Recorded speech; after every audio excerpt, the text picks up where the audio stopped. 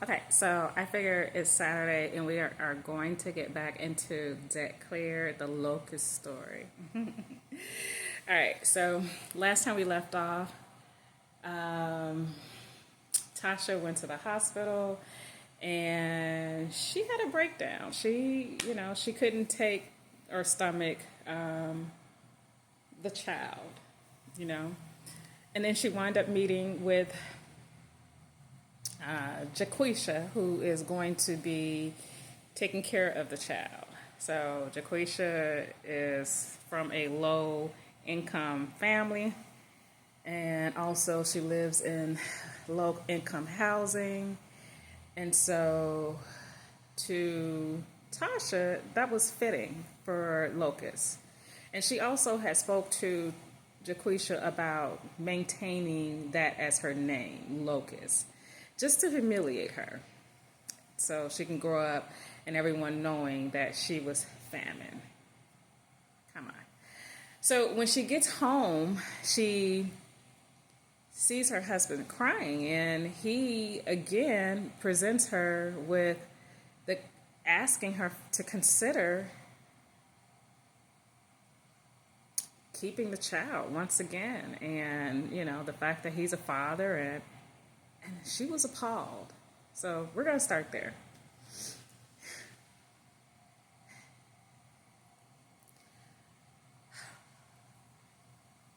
Troy, one thing I refuse to hear in this house is you address yourself as a father to that thing. That thing?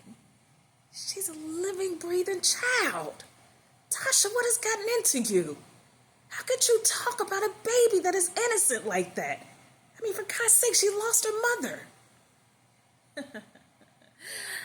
That's why I called her Locust. She is famine. She even killed her own mother.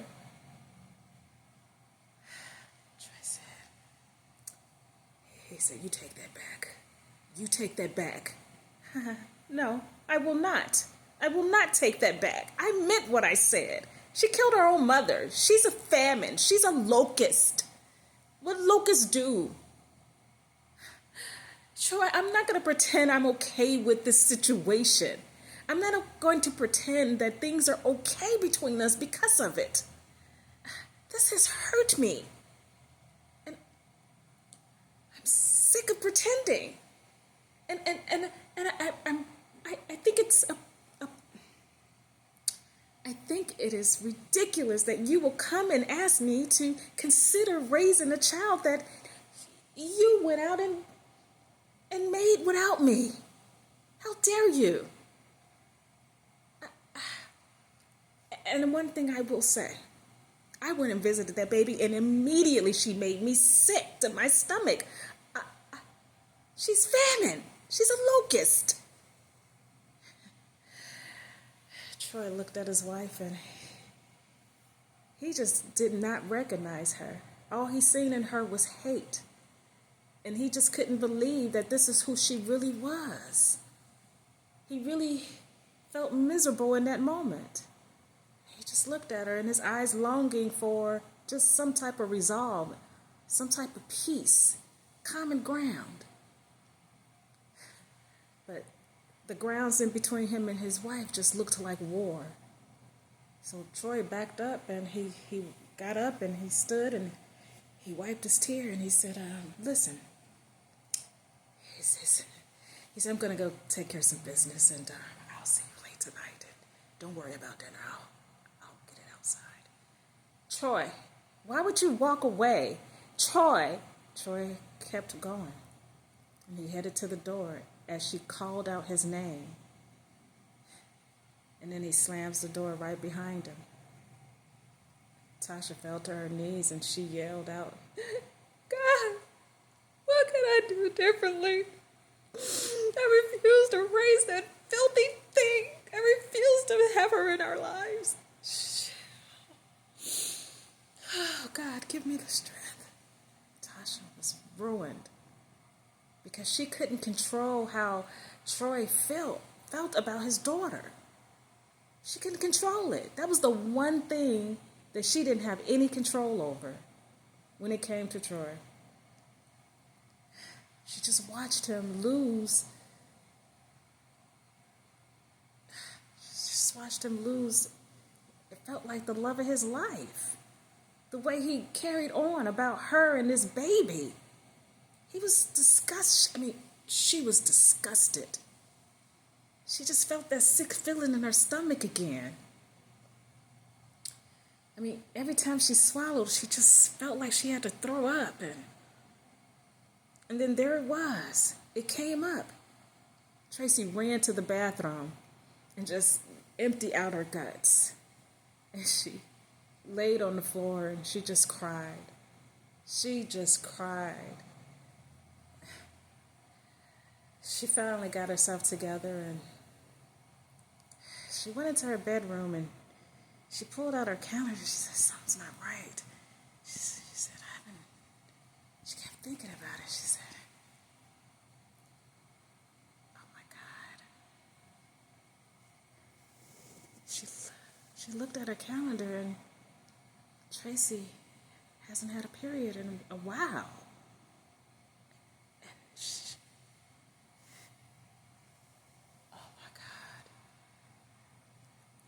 She looked down at her stomach and she thought, oh my God. Tracy grabbed her phone and called for her car.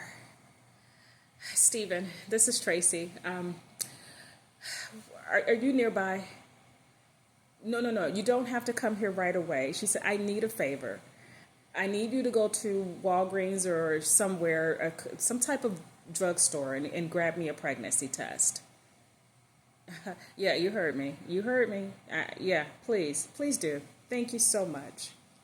Okay, thank you. See, how long? Okay, perfect. All right, see you then. Bye-bye. Something inside of Tracy begged for this to be her moment. This is what she needed. This is how she knew she was making the right decision. She just sat there and she said, God, this has to be the correct decision if I'm pregnant, if I'm holding his child. That baby was a mistake, but this one isn't. We're married. There's no way that Locust can be. There's no way. God meant for her to be here. I mean, after all, her mother had died. Look what she did to her own mother. What would she do to me? Oh, Tracy was appalled. She just sat there. 15, 20 minutes had rolled by and the doorbell rang and it was Stephen. Tracy went over to the door and, hi, Stephen. Thank you so much for stopping by. And she took the test. She said, I probably won't need you again tonight. Thank you. And you just have a great night with your family and tell your wife I said hello and hug the babies for me. Have a good night. And if I need you tomorrow, I'll let you know. So she grabs the pregnancy test, goes into the bathroom, and Tracy, sure enough, took the test. She sat there nervously. God, let this be. God, let this be. God, oh, Lord. She just waited.